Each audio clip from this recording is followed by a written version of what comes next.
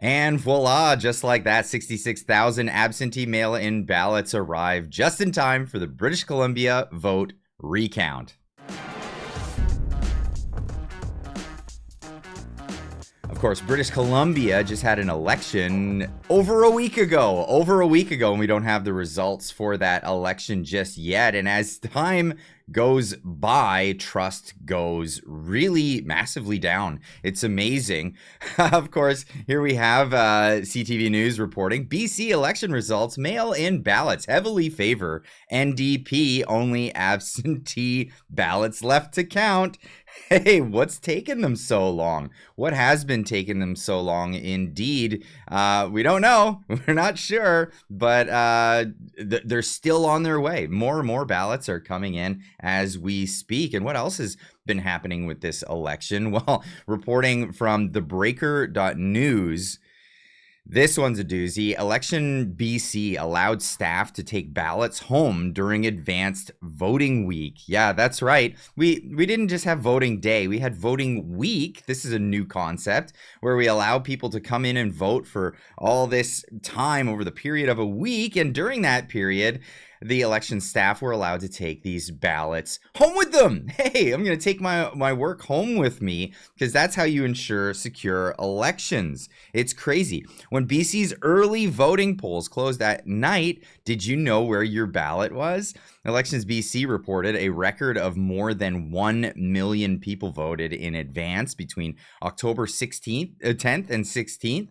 A member of one candidate's team showed the Breakers News correspondence with the Elections BC local official about a case of unmarked ballots being taken home for safekeeping.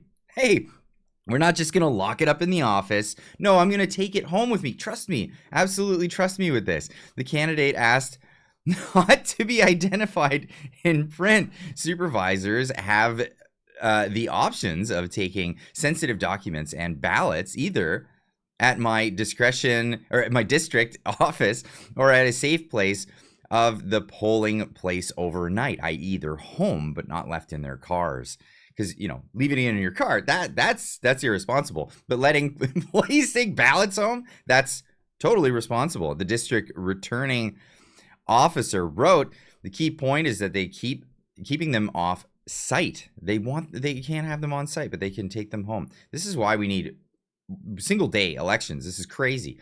The email said that all the election officials have made their solemn declarations to maintain their integrity or our voting process and routinely bring all the ballots back to specific polling sites prior to opening each day. You know what?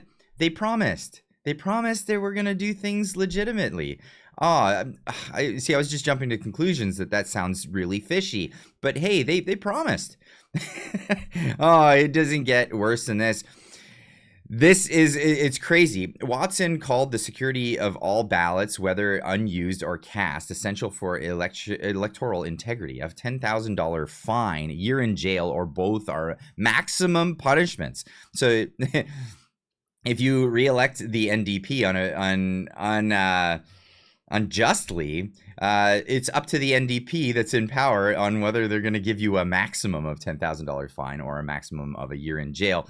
There are minimums that they could give you instead. Hey, just leave it up to them. Absolutely. Now, later in the article, I'll leave the links for these in the description down below if you want to read it. It's in its entirety.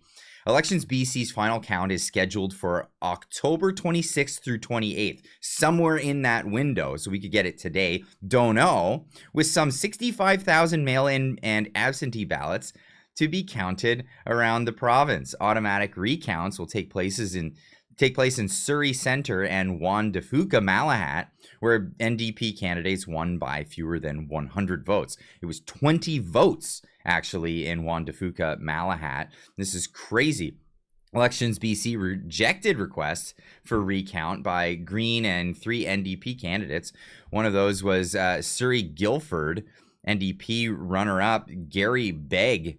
He was begging for that recount. October 24th letter from Begg to District Electoral Officer Rana Malley said Begg provided no evidence of ballot counting errors because we were not allowed to see what's going on with this. It's insane. Now, Marty up north is chiming in on this. Of course, he's an Albertan, but anyone in the country should be able to chime in on this.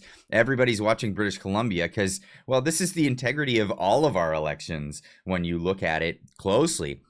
He says that's the problem with having a week in advance voting, mail-in ballots, and even phone-in ballots. It opens up to too many opportunities for cheating. Absolutely. Why is it that we're doing this? Elections need to be held in one day with in-person voting. Special ballots should be by rare exceptions. Like, obviously, if you cannot return to the country, you cannot return to the province, you're in the hospital and you can't get out, like these are exceptions, and why people should be able to do non-in-person voting. But what is this? We had bad weather, we had rain, so they're just calling people and saying, hey, would you like to vote? Just give us your address. It's insane. It's really getting nuts to hear what's happening on this. Yukon Strong adding to this one, Canadian conspiracy theorists are doubting Elections BC electoral integrity. That's not on them. It's on you that people are. We're not trusting it. It's on you, absolutely. Hey folks, this is a quick video for all the legacy media journalists, the woke progressive NDP voters that are running around Twitter right now trying to gaslight Canadians into thinking that they're conspiracy theorists for having doubts about the recent BC electoral outcome. And for them, I have this one very simple question. If Donald Trump were to take a bunch of ballots home from a polling station to his personal residence at Mar-a-Lago overnight in the name of election integrity, would you still consider the upcoming 2024 presidential election secure?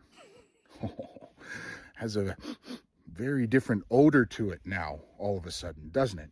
And I know it wasn't a politician who took the ballots home or whatever, but it doesn't matter who these people were, or if it was election staff, or what's going on. I cannot envision a single scenario where anyone, for any reason, needs to take ballots home to their private residence unsupervised for any reason in any election anywhere on planet Earth. So I want you to think about that. I'm going to go for a skidoo ride here because, as you can see, climate change has hit the Yukon really hard this year. Yeah, he's definitely suffering from gullible boiling. Other people are chiming in on this. We have Frank Vaughan saying BC elections is a travesty when measured by its ability to instill public trust.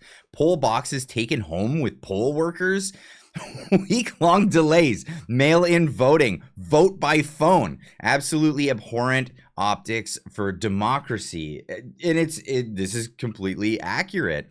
Now, here's son of a bench on X saying Taiwan does public viewing paper counting of ballots, no issues. Everyone can see what's being done. This is how citizens can trust their electoral system. This is how it's done in Taiwan. This is how it should be done everywhere. It's insane. Look, they're doing it in front of everybody. Anybody can come in and witness it. It's happening. This is how democracy should work. Of course, it's always going to be a secret ballot, so nobody can see who's casting what votes, but apparently that seems to be a secure way of doing this. We're talking about British Columbia as well. We're not talking about a place that's tremendously massive. Why is it that we even needed voting machines? Anyone who's involved in this election, if you voted, you'll have seen the machine that takes your vote.